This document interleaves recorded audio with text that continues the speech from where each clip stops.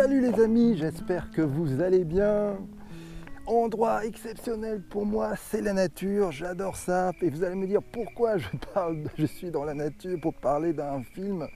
Et bien parce que je vais parler des frères Sisters, le nouveau film de Jack Audiard qui est un western. Je me suis dit quoi de plus naturel que d'introduire cette critique dans un tel lieu qui est pour moi merveilleux. Donc, restez connectés, je vais tout vous dire sur ce western.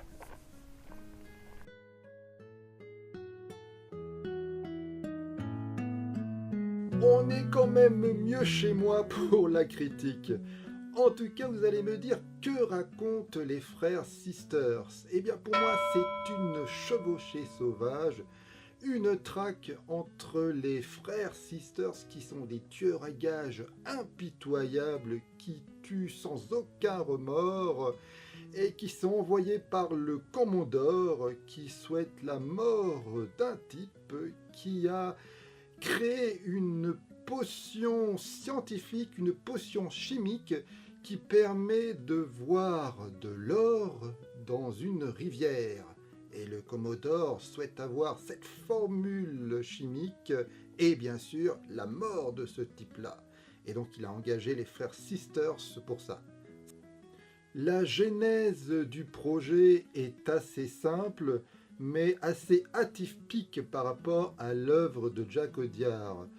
En 2012, au moment du festival de Toronto, l'acteur John Reilly et son épouse voient de l'os et des rouilles. Je crois que c'est ça le titre. Ou le contraire. Dites-moi dans les commentaires, je ne me souviens plus de l'os et des rouilles, je crois. Et donc, ils adorent le film et ils ont dans l'idée qu'ils cherchent un réalisateur pour adapter un livre écrit par un Canadien, Patrick DeWitt, qui a écrit un western du nom des frères Sisters. Et ils cherchent un réalisateur pour ce livre. Et visiblement, à la vue du film, ils se sont dit pourquoi pas Jack Audiard. Donc ils passent le livre au cinéaste qui ne connaît pas le roman au départ et il tombe amoureux de l'intrigue. J'ai dit que cette genèse est atypique pour lui car en règle générale, où il est l'auteur du scénario, où il a lu un bouquin et c'est lui qui a décidé d'adapter le livre. Mais là, c'est pas le cas. C'est une tierce personne qui lui propose une œuvre. C'est pour ça que je dis que c'est une œuvre, c'est une genèse atypique pour lui.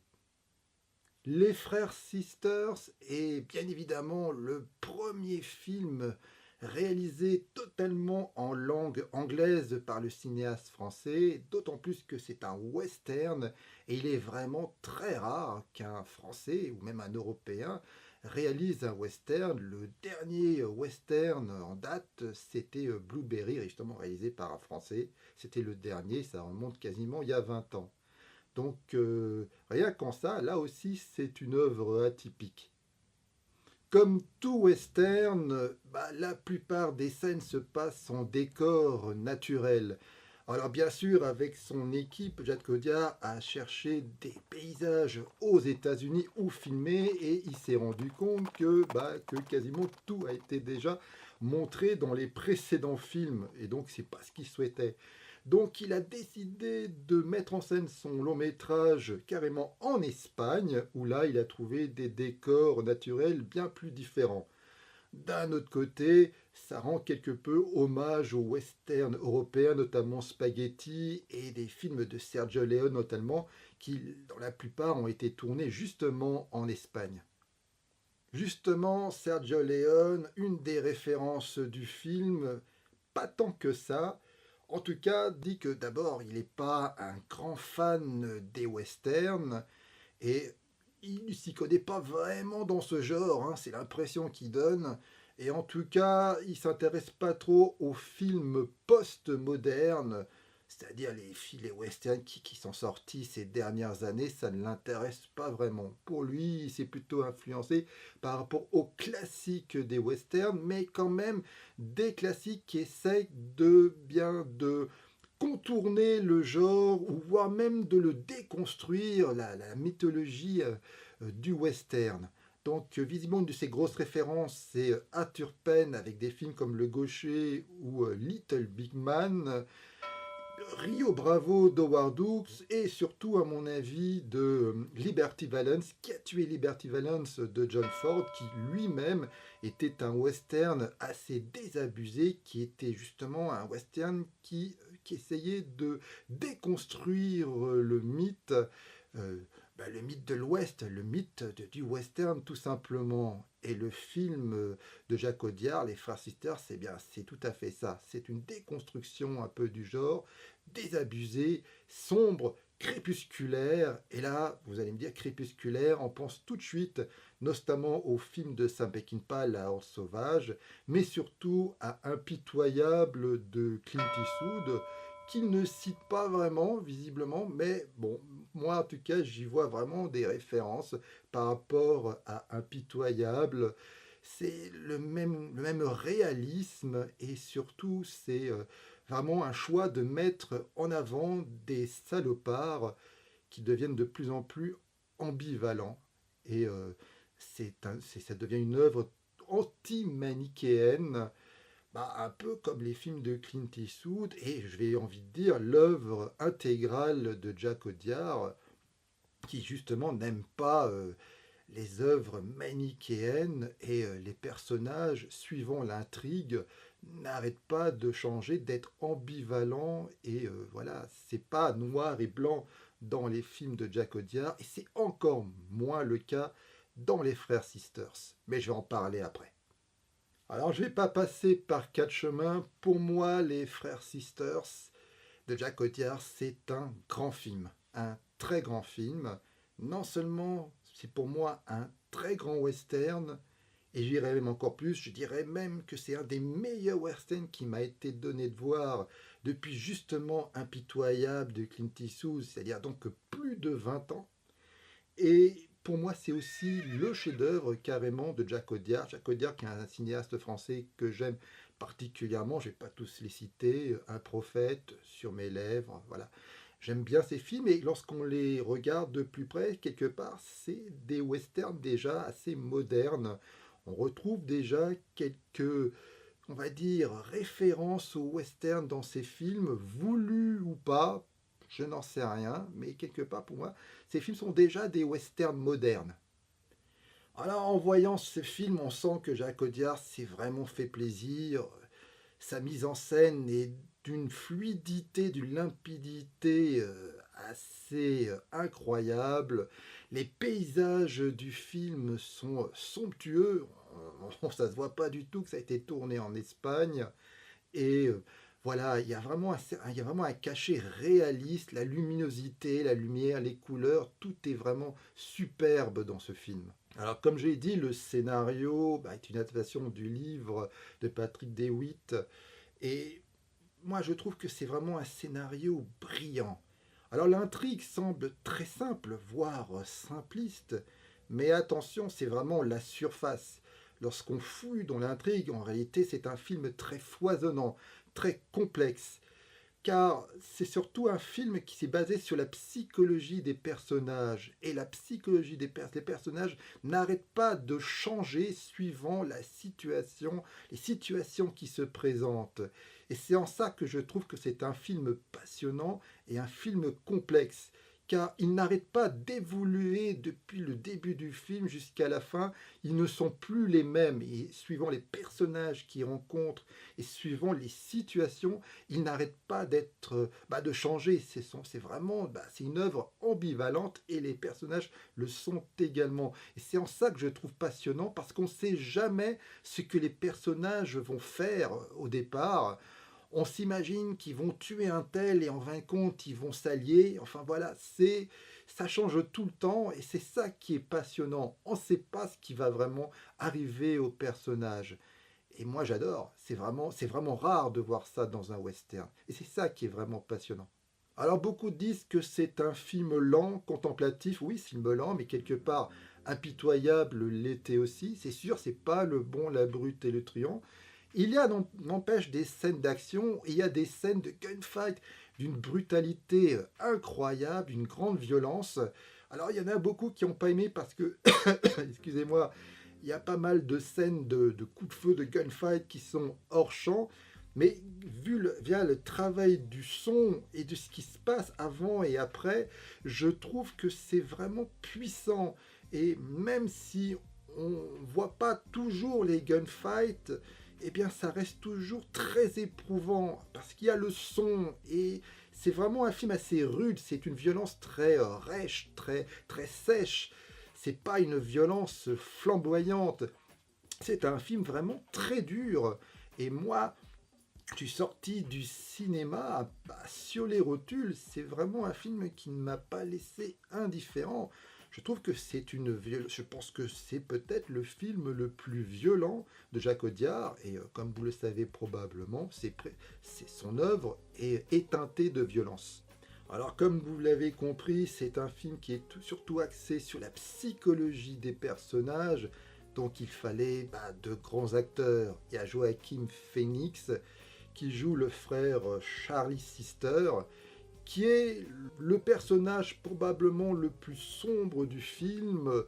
C'est quelqu'un c'est vraiment une plaie humaine. On sent que son passé a été extrêmement lourd, notamment avec son père. Je ne vais pas spoiler, mais c'est à cause de cette relation très complexe et dramatique que Charlie Sisters va devenir, n'ayons pas peur des mots, une ordure, un tueur sans pitié, qui a même des projets de tenter de remplacer le fameux Commodore, en gros d'être le chef des salauds. Et c'est un personnage assez dur. Et c'est vrai qu'on a du mal à s'identifier à lui, même si, là encore, au fur et à mesure de l'intrigue, il va changer. L'acteur John Reilly joue le second frère, Ellie Sisters. Alors là, on se rend compte que peu à peu, il est quand même assez différent, même si c'est également un tueur impitoyable, mais on sent qu'il n'aime pas ça. Mais alors, contrairement à son frère, il n'aime vraiment pas ça. Il le suit parce qu'il se sent obligé, parce qu'ils sont frères, il veut le protéger, mais il n'aime pas ça, et lui, il rêve d'une vie normale, dans une ferme, avec une femme, des enfants, ce qui n'est pas du tout le cas de son frère. Et on sent qu'il fait vraiment tout ça par loyauté, par fraternité pour son frère. Et il essaye de le faire changer. C'est un des personnages où on arrive le plus facilement à s'identifier.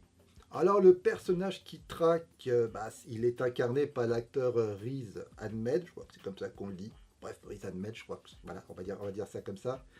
Et alors, c'est bien évidemment la victime de tout ça, mais une victime assez manipulatrice. C'est pas non plus un personnage totalement positif.